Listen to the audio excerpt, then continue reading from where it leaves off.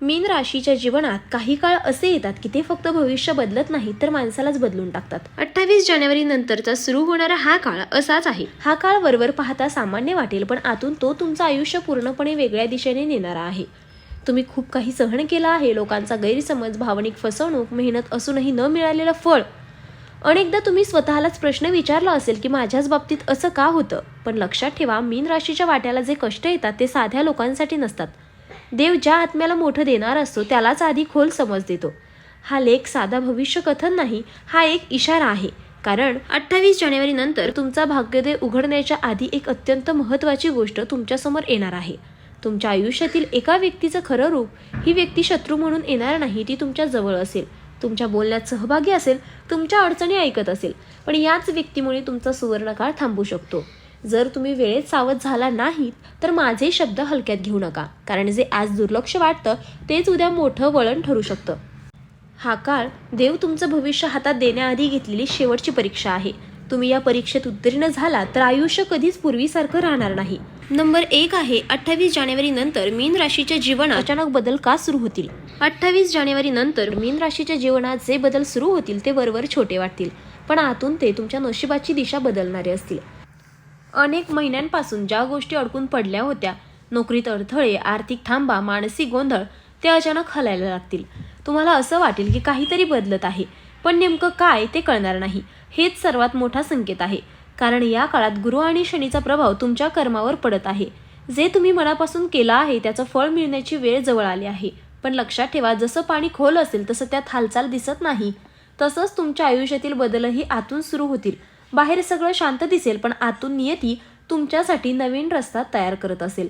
Number 2 आहे ती व्यक्ती ओळखणं कठीण का आहे आणि धोका नेमका कुठे आहे. ही व्यक्ती कधीच उघडपणे तुमचं नुकसान करणार नाही. ती तुमच्या अगदी जवळची असेल, तुमचं दुःख ऐकून घेणारी, तुमच्यासाठी चिंता दाखवणारी, पण त्याच वेळी तुमच्या निर्णयांवर प्रश्नचिन्ह लावणारी.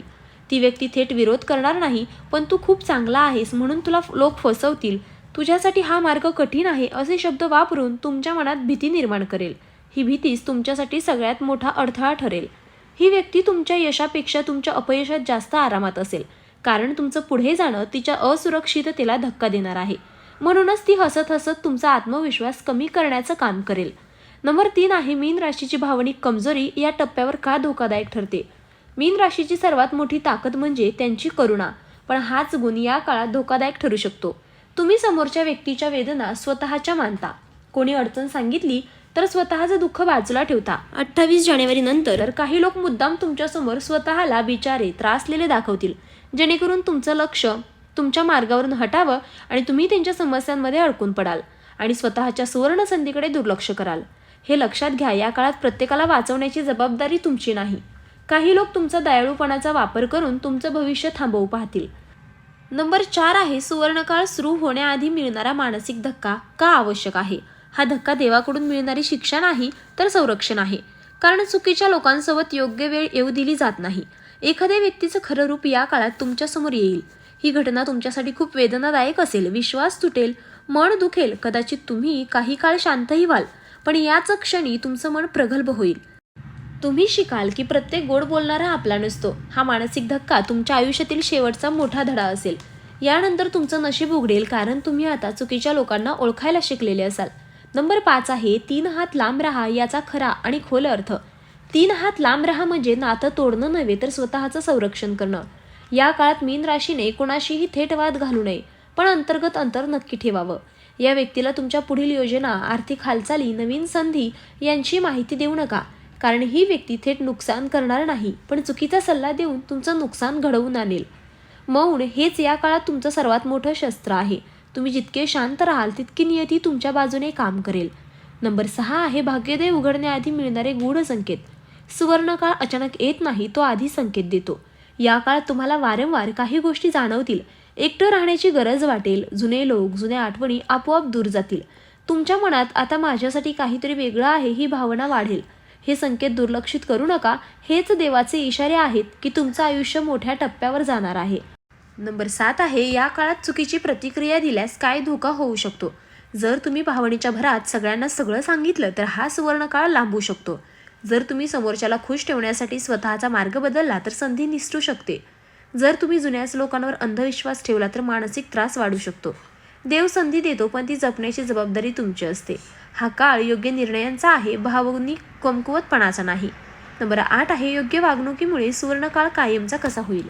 या काळात जर तुम्ही संयम ठेवला तर तुमचं नशीब कायमचं बदलू शकतं. स्वतःच्या अंतःकरणाचा आवाज ऐका, लोकांच्या गोंधळात अडकू नका. जे लोक तुम्हाला सतत कमी लेखतात त्यांच्यापासून मनाने दूर व्हा. आध्यात्मिक बाजू थोडी वाढवा, मन शांत राहील आणि निर्णय अचूक होतील. हे लक्षात ठेवा, हा काळ फक्त यश देणारा नाही तर तुम्हाला योग्य माणूस बनवणारा आहे. मीन राशीच्या मित्रांनो, 28 जानेवारी नंतर सुरू होणारा काळ तुमच्यासाठी सामान्य नाही. हा काळ आहे निवडीचा, लोकांची निवड, विचारांची निवड आणि स्वतःची निवड. सुवर्णकाळ नक्की येणार आहे हे लक्षात ठेवा, पण तो प्रत्येकासाठी नसतो. तो फक्त त्यांच्यासाठीच असतो जे योग्य वेळी योग्य लोकांपासून दूर राहण्याचं ध्येय दाखवतात. या लेखात सांगितलेल्या 3 हातांची अंतररेषा ही भिंत नसून एक संरक्षण कवच आहे. हे कवच तुम्हाला मानसिक फसवणुकीपासून, भावनिक फसवणुकीपासून, चुकीच्या सल्ल्यांपासून आणि तुमच्या स्वप्नांच्या अडथळा आणणाऱ्या लोकांपासून वाचवणार आहे. जेव्हा तुम्ही शांत राहता, कमी बोलता आणि स्वतःच्या अंतःकरणावर विश्वास ठेवता, तेव्हाच देव तुमच्यासाठी मार्ग मोकळा करतो. लक्षात ठेवा, तुमचं नशीब कोणालाही हिरावून घेता येणार नाही, पण चुकीच्या लोकांमुळे ते उशिरा नक्कीच येऊ शकतं. म्हणून सावध राहा, संकेत ओळखा आणि स्वतःची किंमत ओळखा. 28 जानेवारी नंतर तुमचं आयुष्य नवीन अध्यायात सुरू करणार आहे. तुम्ही जर योग्य पाऊल उचललं तर हा अध्याय फक्त यशाचा नसेल, तर अंतर्मनाला शांतता देणारा, आत्म्याला समाधान देणारा आणि आयुष्यभर आठवणीत राहणारा ठरेल. व्हिडिओ पाहिल्याबद्दल धन्यवाद. श्री स्वामी समर्थ.